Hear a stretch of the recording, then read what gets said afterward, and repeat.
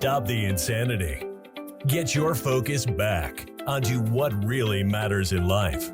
Your faith, your family, your finances, and your future.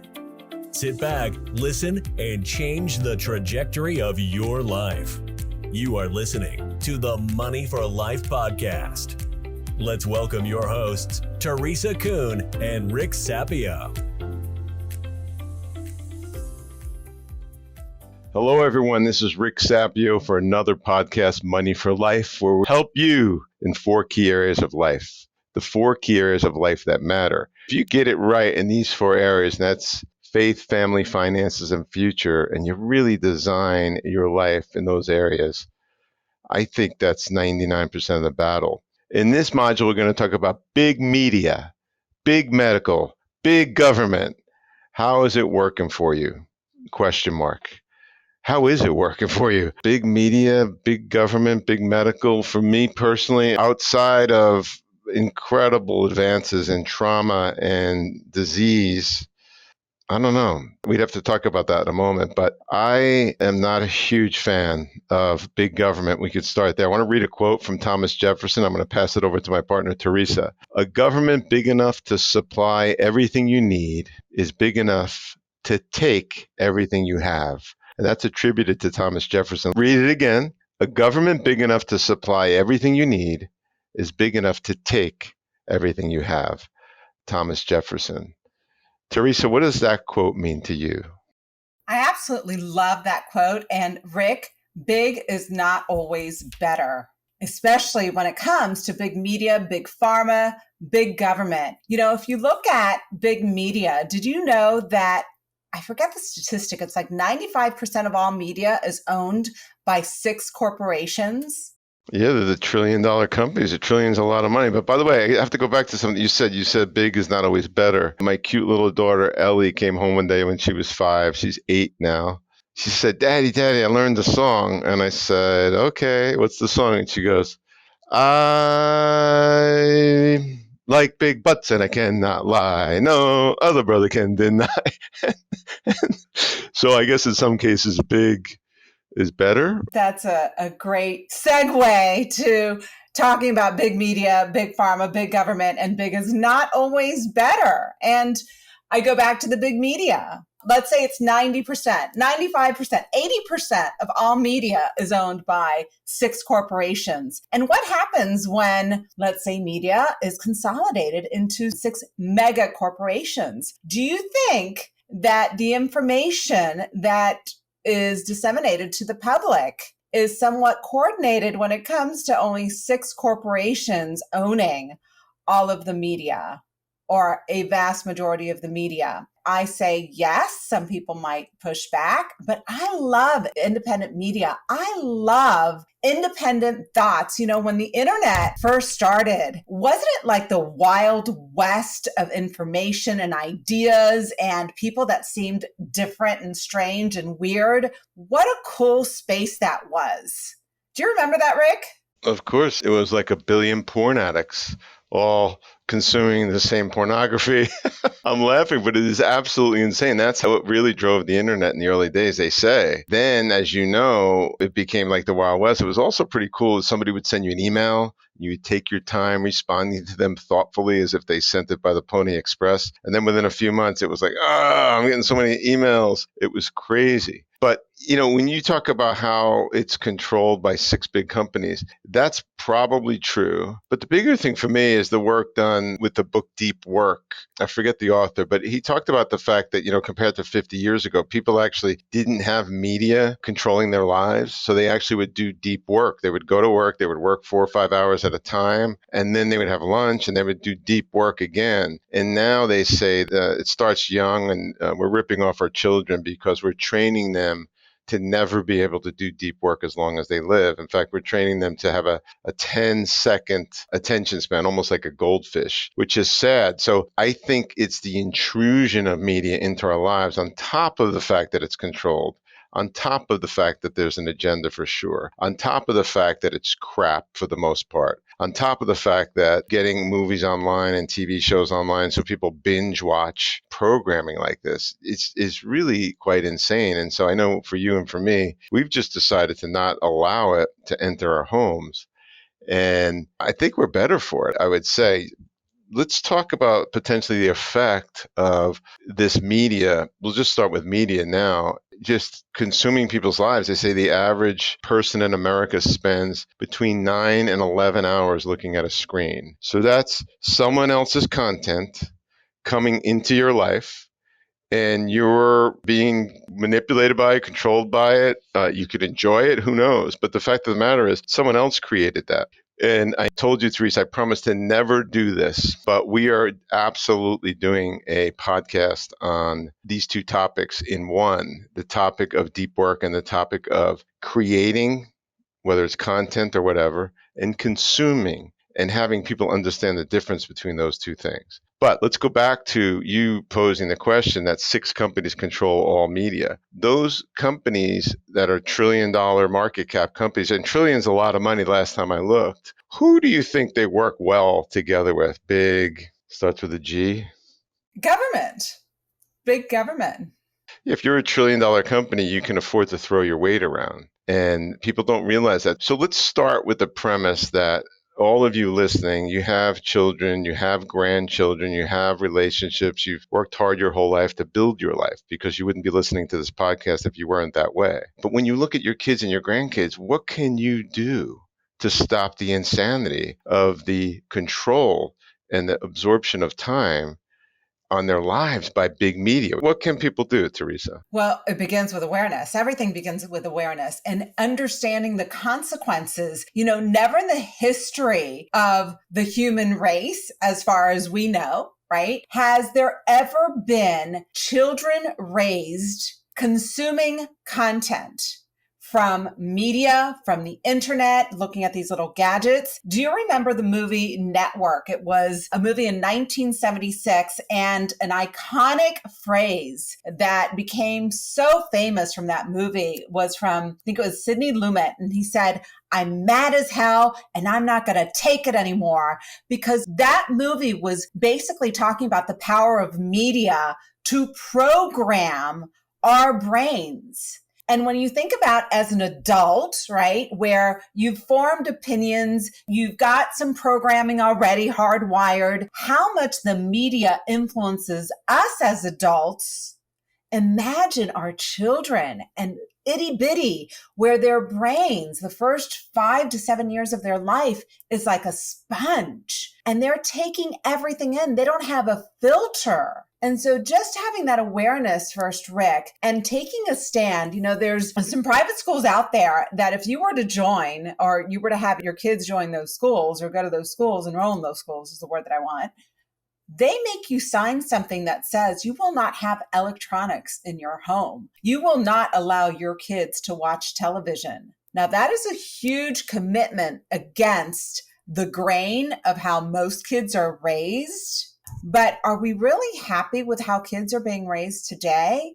They're guinea pigs. Again, never in the history of the human race have kids so young been exposed and consumed so much programming. And one other thing I'll say, and it's one of my favorite conversations, television or video, right? We'll just start with the word television. If you break those words down, it says tell a vision, and it's programming, and you've got different channels. Listen to those words and break them down.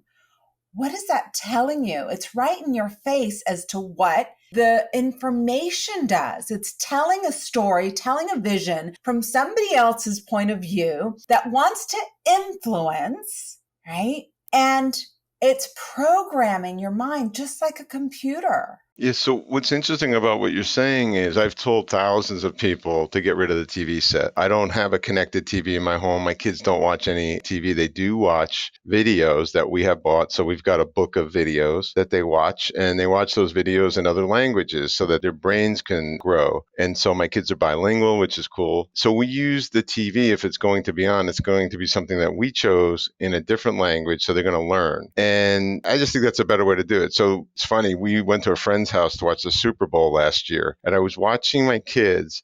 Every time the commercials came on, they looked at each other and they got up and walked out because they had never seen commercials in their lives, which is pretty cool, I thought, because they were kind of repulsed by it.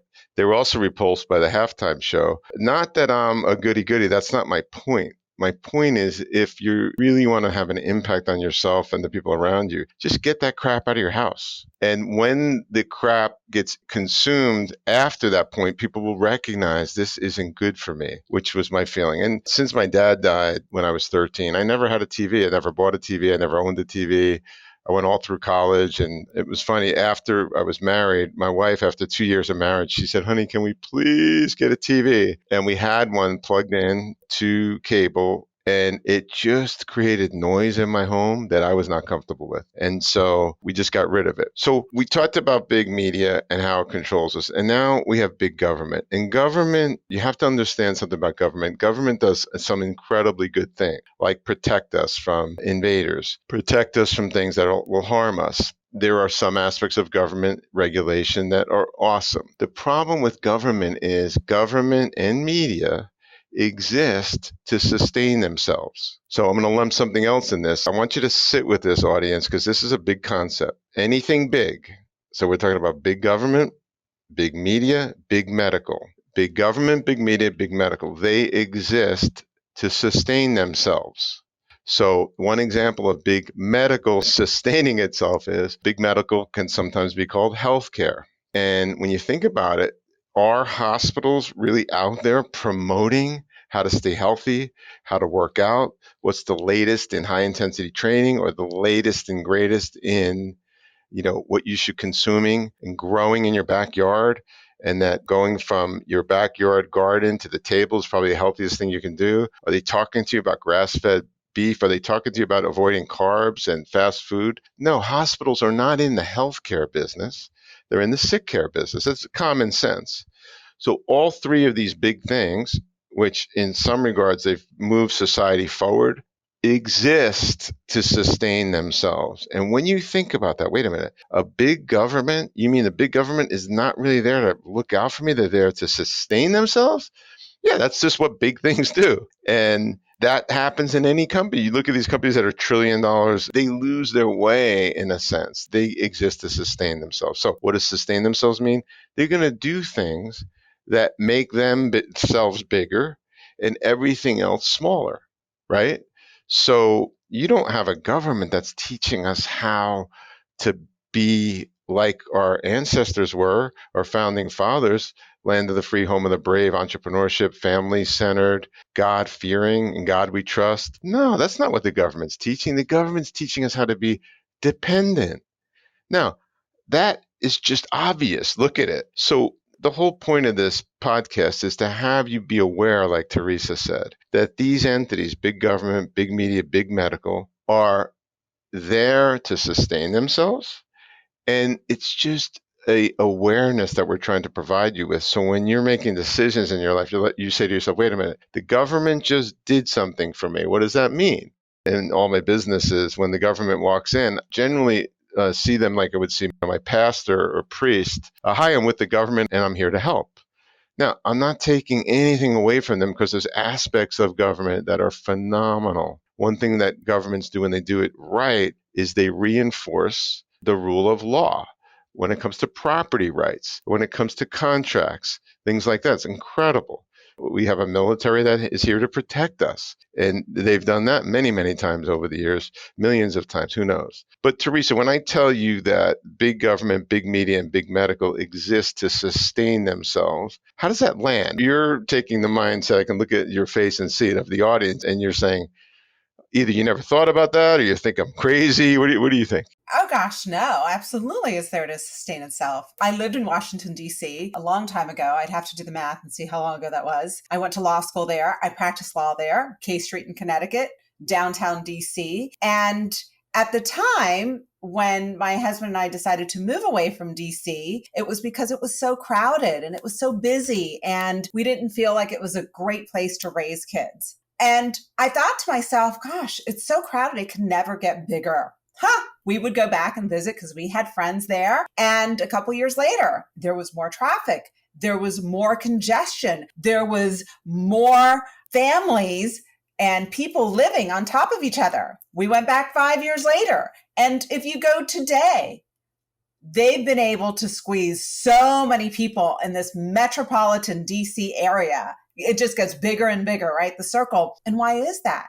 Because it has to sustain itself. It just gets bigger and bigger and bigger. Government never gets smaller. It always gets bigger. And you know what's really fascinating? If people had to write a check at the end of the year for the services that the government provides, if it wasn't taken automatically from your paycheck, Rick, do you think people would think twice about sustaining the government or making the government bigger? If at the end of the year, they were paid, let's say they made $100,000 and now they had to write a check for $20,000. They had nothing taken out throughout the entire year, but they literally had to write a check for $20,000 and it's for all the services that the government provides. How do you think people would feel about writing that check? Don't you think they would look at a list of services and a list of departments and agencies and things that that check is paying for and say, you know what?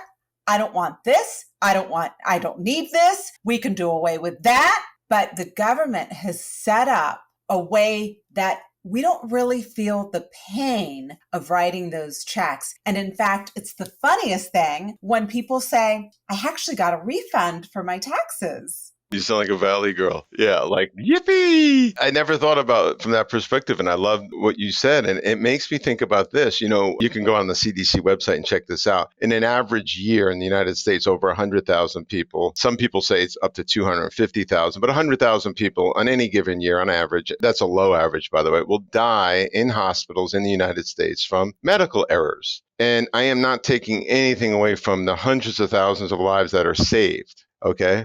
But just think about this. Over 100,000 people die every year in America from medical errors. Now, I want to ask you, have you ever seen that stat blazing across the front page of every newspaper? And has it been on the 24-hour news cycle that over 100,000 people die every year from medical errors? No, obviously not. That's a rhetorical question. But here's the weird thing. If there's a plane crash of a commercial airline in the United States and 200 people die, it is front page news. 24/7, 200 people died, and that is a horrific, horrible thing, okay? But what's weird about it, what do they do when a plane crashes? They put that plane back together piece by piece. The FAA, which is an incredible organization, I don't know how, that's one of the things the government does that's absolutely incredible, and I thank all the men and women that work there and all the air traffic controlling that happens to keep us safe. But they pieced that plane together. 200 people died. If someone once told me this, and it makes a lot of sense. The reason why 100,000 plus people die because of medical errors and no one says anything about it, and it's not news, and when 200 people die in a plane crash and that's front page news, is because if a doctor or nurse died every time someone in a hospital died, you better believe it, they would figure out how to fix it fast. But you have to think about it. When a plane crashes, who dies too? The pilots. And the pilots are saying, wait a minute. I want to make sure I understand what happened because I'm flying people around too. So when the pilot goes down with the plane, there's way more from a value perspective, emphasis and perspective and values orientation and goal setting around those incredibly complex machines flying us from New York to Paris or wherever we go. It's incredible. But if doctors and nurses and hospitals and hospital administrations can just keep on going to work every day. Oops, we lost another one. Oops, we lost another one. Oops, there was an error. And doctors, nurses, and hospitals, I want to thank you for all of the time, effort, energy, and work you put into your careers. I am not taking anything away from your profession at all. That's not my point. My point is when something gets that big and that massive, and something like this happens, like a CDC fact, medical errors cause 100,000 lives. Why the heck isn't that front page news? Why aren't we trying to resolve that? So I'm pointing out that there are issues when things get that big. And there's issues around trusting what comes from entities that big. Do you trust the news that you watch? Well, most people would say no, but yet they do trust it. It's kind of a program. You pointed it out, Teresa. If you know, and you'll admit that I don't trust what the news says to me, and most people will say, I don't trust it, they still believe it. Did you hear what happened in New York yesterday? Did you hear what happened in Texas yesterday? People are all about the news. So here's the takeaway from this particular podcast. Be very careful who you trust. Have the source of your information be you yourself. You read books, you observe, you have conversations. You're getting your knowledge base from your interpretation of what's happening, not from big government, not from big medical, not from big media, from you, from your value set that you chose to live your life by, from the people that you chose to have enter your life because you're using values-based decision making, etc. I'm going to repeat the quote and let you close this one out, Teresa. A government big enough to supply everything you need. And I'm going to replace that. A big government or big media or big medical, big enough to supply everything you need, is also big enough to take everything you have.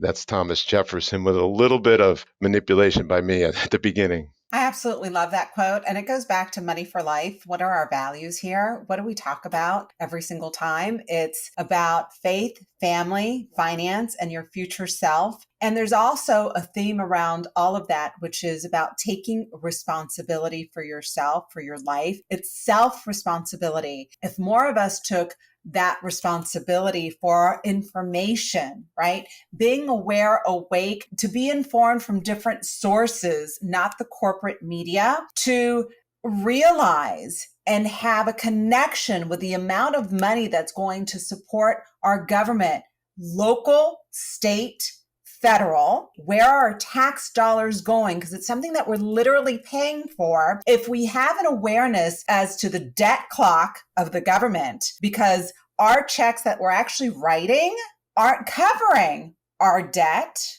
And if we take responsibility for our health and not live within a system of, the sick care versus I want to maintain this body that God gave me and keep it healthy for the rest of my life, so my need for medical care is limited, I think you'd be living within the values of money for life for your faith, your family, your finances, and your future self.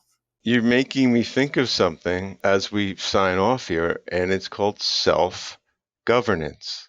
And my son, my oldest, who's 12, always says, what does responsibility really mean? And I wrote the word government down, but now as you're speaking, Teresa, what I'm hearing is self-governance. Self-governance. I'm going to govern what media enters my family and my mind. What medical am I going to listen to? Am I going to take care of myself, or am I going to wait to get really sick and obese and not work out and smoke and drink and eat fast food? No, I'm going to govern. And what am I going to do when it comes to government?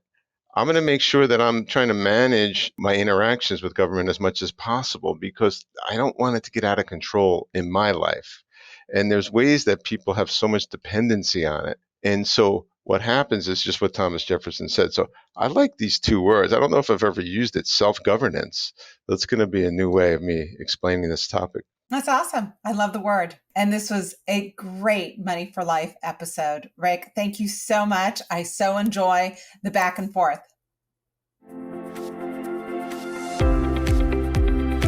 You have just experienced Money for Life. Implement these strategies today and create a life by design. Have a blessed day.